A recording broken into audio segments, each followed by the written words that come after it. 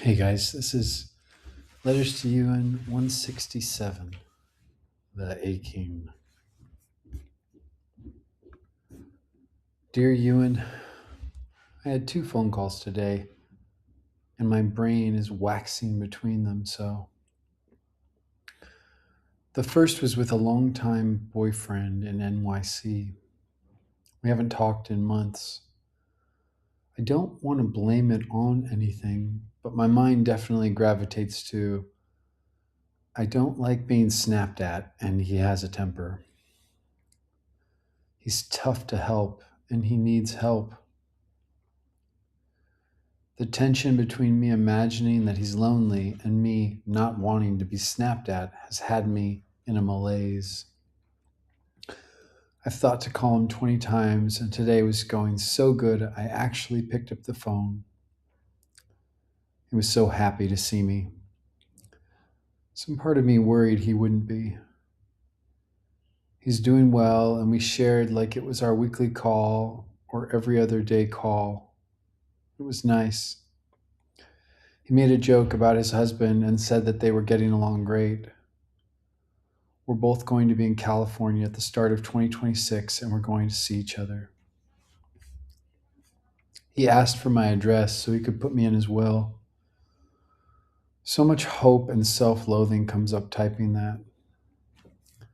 I haven't been there for you. I know he doesn't care. I know that he's looking from a bigger perspective than me. I think he thinks that I've been distant because he's less of a catch now. That's not true.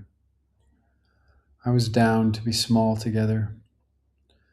We used to rent this little house in Fort Lauderdale that had a tiny saltwater pool that was warmed by the sun and super private. We would sit in the water back there most of a day, and it was so nice. Sex between us had mostly died. He would always invite more party type people to come hang out, and that was the only thing I didn't like. And I could say that I couldn't withstand the feedback of someone who can't believe that I love him. But that's what we were both always doing, not believing that the other person loved us. That's all justifying the change in alignment. But just because I can't live skin to skin with someone doesn't mean we have no alignment. If I own it more deeply, I'm still learning to do what I want when I'm around him. That was the last injunction from my therapist, Michelle, before she died. Do what you want. My codependency stance is to run everything through a filter of what I imagine anyone will feel, and my delivery in the past was more obtuse, indirect, and sneaky. I just always imagine the person I'm with, him in this example, as definitely going to blame me for what they're feeling when we're close, and I want to do something that doesn't include him.